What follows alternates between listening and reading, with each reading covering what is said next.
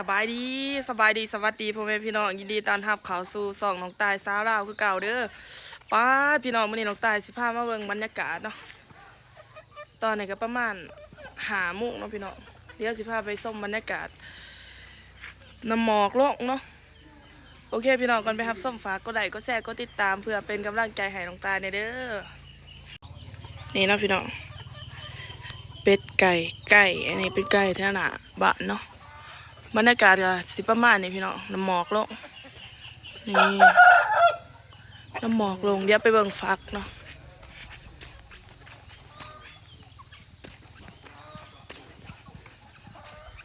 อากาศก็คือหนาวเลยตอนนี้หนาวนี่ก็จะเป็นสวนฟักเดี๋ยวสีรีวิวตอนขึ้นให้เบิ่งนะพี่น้องอันนี้เป็นบรรยากาศยามมื้อเช้าเนาะน้ำหมอกมันลง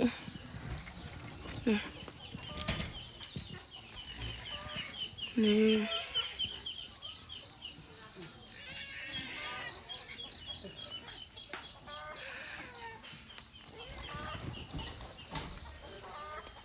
อันนี้ต้นอะโวคาโดเด้นี่เนาะ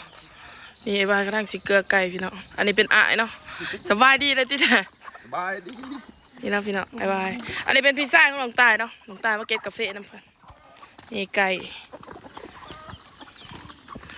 นั่นเจปลาเนาะเกลือหมูน้ำหมูยังอ่ะ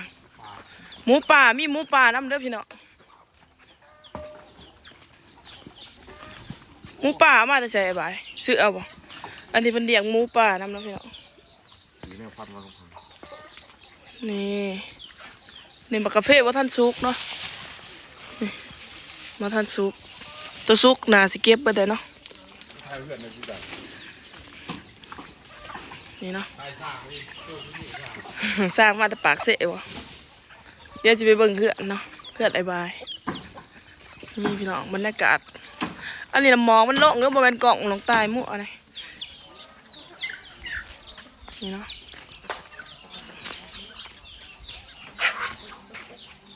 รถไถไปอันนี้ไอ้บายนี่เนาะพี่น้องสวนผักน้องบอลนี่ก็เป็นเพื่อนอายเนาะเพื่อนกำลังเห็ดเดี๋ยวยังสวนผักมาเบิ่งสวนผัก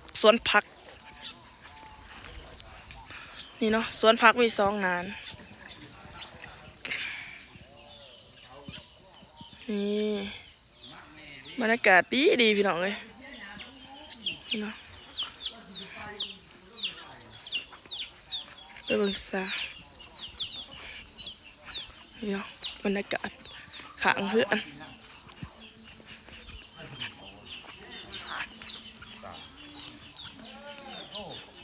นี่เนาะนี่กับจะเป็นสายร้อนเนาะพี่น้องเบาเด้ออยู่สร้างอยากไล่เดี๋ยวเบาเด้ออยู่ปากหันโอ้นี่เนาะสร้างเป็นกระนั่งหนึ่งเขาพี่น้องสร้างมาแต่ใช้นี่ปากเสะบ่คนทอง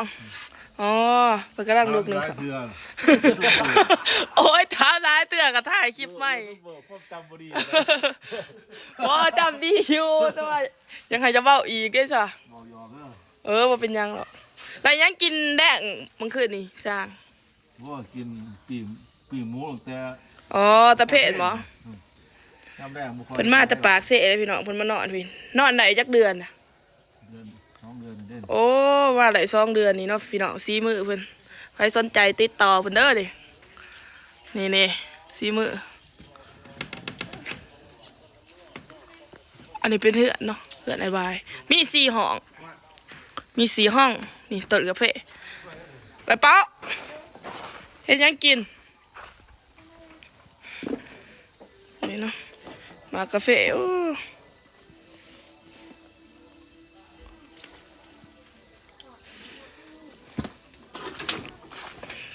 เนี่ยไปเบิ่งต้นหมักเบอร์เนาะพี่น้องเบิ่งต้นหมักเบอร์หมักสะเบอร์เก็บไปกินเลยหยอดหมักเบอร์นี่เก็บไปสูบนี่เนาะอันนี้คนไทยหัวผู้เนาะพี่น้องกินข้าวกับยังเปล่าคืนนี่อ๋อป้าบักกะเพพี่น้องท่านี่แห้งรกคักบักกะเพฝนบ่นี่ป้าเธอเจ๋ฝนตื่นนะบ่ดิ ป้าพี่น้องมากาแฟเอ้ยฝนตื่นนะบ่ปุ๊ป้าโถไปตะม่วนอะดิ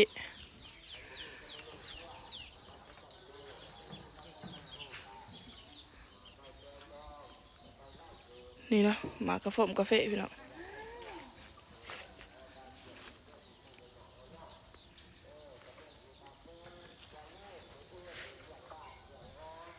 โอ้บ่อื่นเดียงบ้านอีก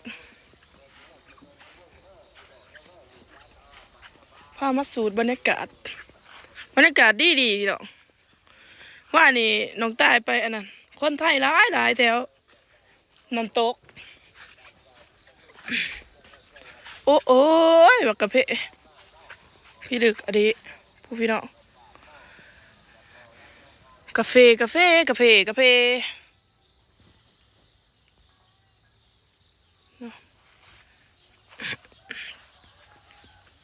บรรยากาศเปลืองดีขนาดพูนพี่น้องมองบรรยากาศทางผู้เนาะดอกจันบานแนวทับทองนะสิ้นเดือนกุมภามีนาเมษายนนี่ก็จะเป็นทางลงไปหรือว่าทางกลับบ้านนั่นเองเนาะพูนไปทางนั้นพี่น้องสื่อเลยมันจะเป็นน้องยาดุมอันนี้เป็นน้องยาเถิงเนาะนี่จะเป็นดอกเอียงดอกใต้กับมะฮุคือกัน ก็มาดอกเอียงเนาะนี่จะเป็นดอกเอียงดอกอะโลบ่นี่มันบานหลอกไม้เห็นเนาะคนเขาจะกำลังย่าง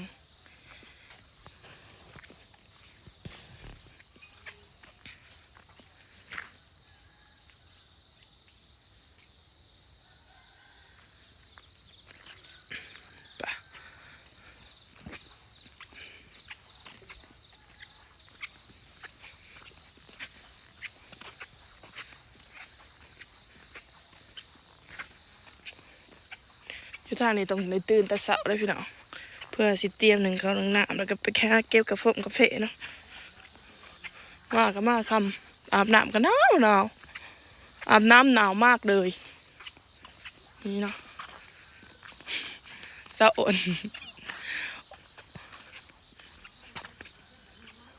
นี่นะ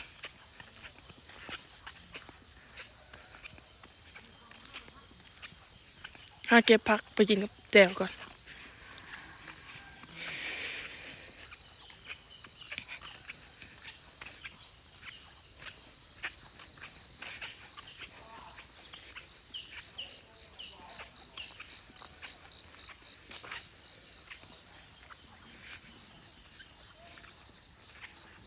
นี่ผักอันนี้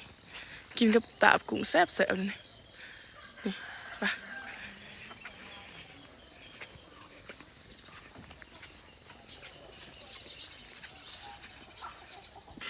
นี่ก็จะเป็นเบื้องขี้ไฟนะพี่น้องหนึ่งเขานี่บรรยากาศแนมเพนวิวท่านี้เนาะนี่ก็เป็นเรือนครัวนี่เนี่ยเป่าไผ่พี่น้องใครเคยเห็นเนี่ยเป่าไผ่แบบนี้ บิดแบบนี้มันก็เป่าเองเนาะนี่อันนี้เป่าไผ่ไอ้บ้าจะซี่เครื่องกับบ้ายบายไอ้บ้าย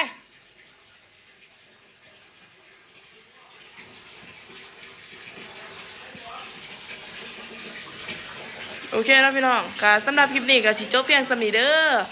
พอกันใหม่คลิปหน้าฝากกดไลค์กดแชร์กดติดตามเพื่อเป็นกำลังใจให้น้องตาลเด้อเดี๋ยวสิเอา